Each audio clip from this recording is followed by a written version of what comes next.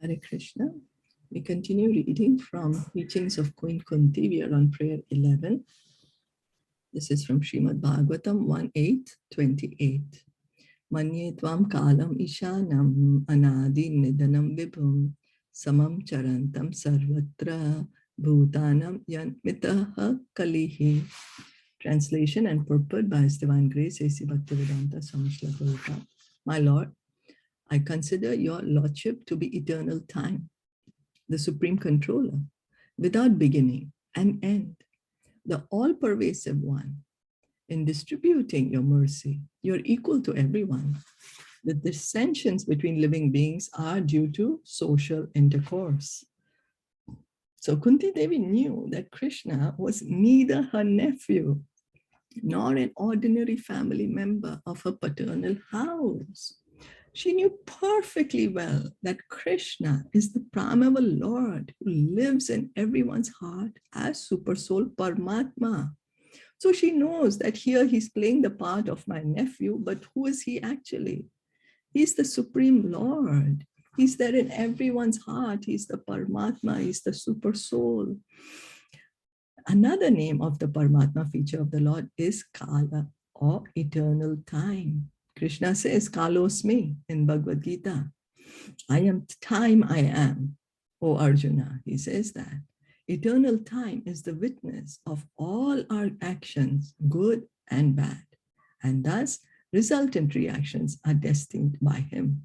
So, time is also a feature of the Supreme Lord. Time is the benevolent will of the Supreme Lord. But as time goes by, Krishna's will is being seen. And then as time goes by, time is witnessing our activities, our good or bad, whatever. And then we are getting the results of those activities. All is happening by the will of the Supreme Lord. It is no use saying that we do not know why we are suffering. We may forget the misdeed for which we may suffer at the present moment, but we must remember that Paramatma is our constant companion, and therefore he knows everything, past, present, and future. So Paramatma is our companion. We are the soul, and the super soul, he has been with us ever since we are here in this material world. We are changing our bodies, one body to another body to another body, and we forget what we do, what activities we do, we forget. But the Paramatma accompanies us in each and every body that we go into. He never leaves us. Till the time we are in the material world, the Paramatma never leaves us. That's how we can see that how kind Krishna is. He knows that this soul wants to forget me, but he can't survive without me. So he comes as the Paramatma together with us. And so Paramatma knows past, present, and future. So I may forget because I changed my body. So I don't remember what I did in my past body. But the Paramatma who's sitting next to me, he knows. And when I say I, it means the soul, not my mind, but the soul. And because the Paramatma feature of Lord Krishna destines all actions and reactions, he is the supreme controller also. So Krishna says in the Bhagavad Gita that he is the Paramatma in the heart of every living entity. He is the one who is the permitter and overseer of the actions. He's saying it. So he's the one who is making sure this law of karma is going on properly, destines to reactions and actions. So he's the supreme controller. You know, we say law of karma, but who's the lawmaker? Who made this law of karma? Then we'll say, oh, Krishna's so bad. He made this law of karma such a bad thing. But it's our desire to act bad. It's not that he's forcing us to act bad. If we are going to grow a cactus plant, we are going to get pricked. And then we will say, oh, but why didn't I get mangoes? But I've put in a cactus plant. I have to see what I have put. I can't just blame. That's being illogical. Then I'm being illogical if I say, oh, I planted a seed, but I didn't get mangoes because I put a cactus seed there. So Without his sanction, not a blade of grass can move. So this is what we have to understand, that under whose order is everything happening? Everything's happening under the order of the Supreme Lord, the Supreme Controller, the Paramatma. We are not the Supreme Controller, although we want to be. We want to be the Supreme Controller. That's why we are here inside this material world, inside this material body, to be able to experience a little bit what does it mean to control like that, or to own. We want these things, but we are not. We have to understand that. Without his sanction, not a blade of grass can move. That's the Supreme Lord. We think not a blade of grass can move without our sanction. We think that, oh, everything is happening because of me. But if we just try to understand a bit, no, it's not because of me. Anything is happening. It's God's will. That's why we say mercy of God, great grace of God. Why do we say that? You know, it means it. Then we have an understanding, oh, it's not me, it's God, you know, by his blessings, by his benedictions. So the living beings are given as much freedom as they deserve, and the misuse of that freedom is the cause of suffering. So it's not that Krishna is like a dictator whipping us and saying, oh, now you must do this as I'm telling you to do. And if you don't do this, I'm going to whip you. He is giving us a freedom. Because why do we have that freedom? Because he loves us. There is no question of love if we do not have the free will. So that's the reason we have the free will. And what is that freedom? That whether we want to choose Krishna or we want Maya, that is our free will. What do we choose? We choose Krishna or we choose to turn away from Krishna. When we choose to turn away from Krishna, that is misuse of our free will. And then because of that, we suffer. Why? Because we're acting in ignorance. We're acting in ignorance. And because of ignorance, we suffer. The devotees of the Lord do not misuse their freedom, and therefore they are the good sons of the Lord. Others who misuse freedom are put into miseries destined by the eternal Kal. So that's what we have to choose. What am I choosing? Each and every moment we have to make decisions. So what am I choosing? What am I choosing? Am I choosing Krishna or am I choosing Maya? What am I choosing? The Kal offers the conditioned souls both happiness and miseries. It is all predestined by eternal time. As we have miseries uncalled for, so we may have happiness also without being asked, for they are all predestined by Kal. No one is therefore either an enemy or friend of the Lord. Everyone is suffering and enjoying the result of his own destiny. So it's not that the Supreme Lord is the one who is giving happiness. Oh, this is my special friend, so I will make him happy. And I don't like this one, so I'm going to make him suffer. No, everyone belongs to Krishna. Why will he say only certain people, I'm going to make them happy, and certain people I'll make them sad? You know, for a parent, all children are equal. All living entities are equal for Krishna. We are the ones who are creating our own happiness or distress. We are making our own destiny. The destiny is made by the living beings in course of social intercourse. We are the makers of our destiny. So if we have anything to blame for, it is us, ourselves. We have to take the responsibility.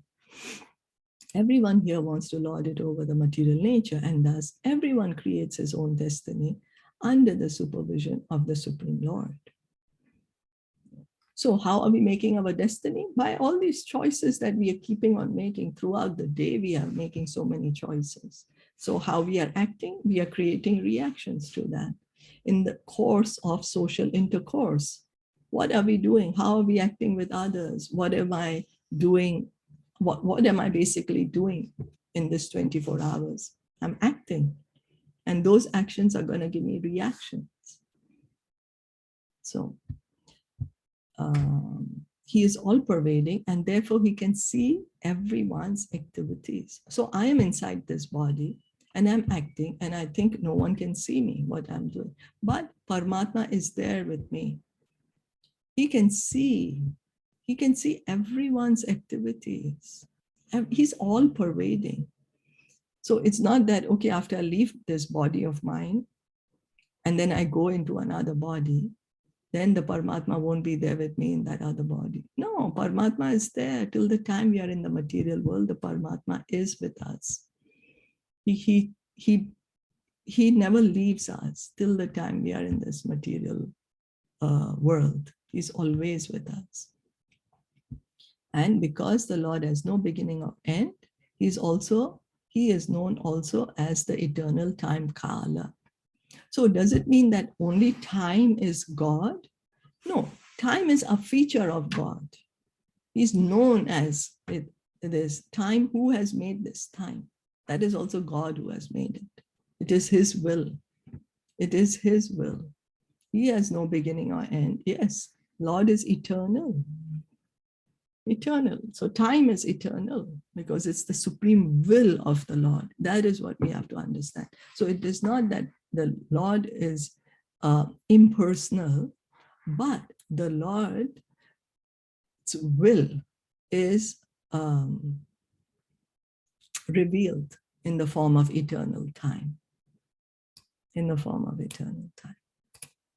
What is explained herein by the devoted Kunti is exactly confirmed by the Lord himself in Bhagavad Gita 9.29. There the Lord says, So samoham sarva bhuteshu na me dveshosti na priyaha ye bhajanti tumam bhaktya maiteteshu chapiyaham. I envy no one, nor am I partial to anyone. So here Krishna is saying, it's not that someone is my special friend and I don't like anyone. We do all these things. Oh, I like this one and I don't like this one. You know, we are in this duality, enemy and friend. But on the absolute platform, there's no duality. And for Krishna, all living entities belong to him. So he says, I envy no one, nor am I partial to anyone. I am equal to all. But one who renders service unto me in devotion is a friend, is in me, and I am also a friend to him. God cannot be partial. Everyone is God's son. This is what we have to understand. Everyone is God's son, not only a particular section of society, not only a section, particular community, particular country people, not only particular species, not only that human beings are God's children and that the animals are not. No, each and every living entity. When we say everyone, it means all living entities are God's children. So how can God favor one son above another? That is not possible. But human beings discriminate. We write, in God we trust. But one who trusts in God must be equally kind and merciful toward all living entities. That is God consciousness. That we need to be kind and merciful to each and every living entity, because each and every living entity is God's son. We can't say, oh, I'm going to protect only the human beings and not the other living entities. No. So here Krishna is saying, but one who renders service unto me in devotion is a friend, is in me, and I am also a friend to him. So how can we try to understand this? There's a father, he has two children. One child is always wanting to be with the father, he's speaking nice words with the father. He wants to be with the father. So automatically the father is spending more time with the child. Another son is like, my dear father, I just want your property. I don't want you. I don't care about you. I just want what you can give me. I don't want you, but I want all what you can give me. So the father says, okay, you take whatever I have. You know, then automatically the father is not going to be spending much time or any time with him, because that's what's the desire of the son. This is what Krishna is saying. I'm equal to everyone. How you approach me, As one approaches me, I reveal myself. That's what he says also. So one who renders service unto me in devotion. So the devotee wants to be with Krishna. He's like calling out, Krishna, I want to be with you. Krishna, I want to be with you. So then Krishna is with that person. Another says, no, Krishna, I don't want you. I just want whatever you can give me. So Krishna says, okay, you can take whatever I can give you. So he is not partial. He's equal to everyone. Is that okay?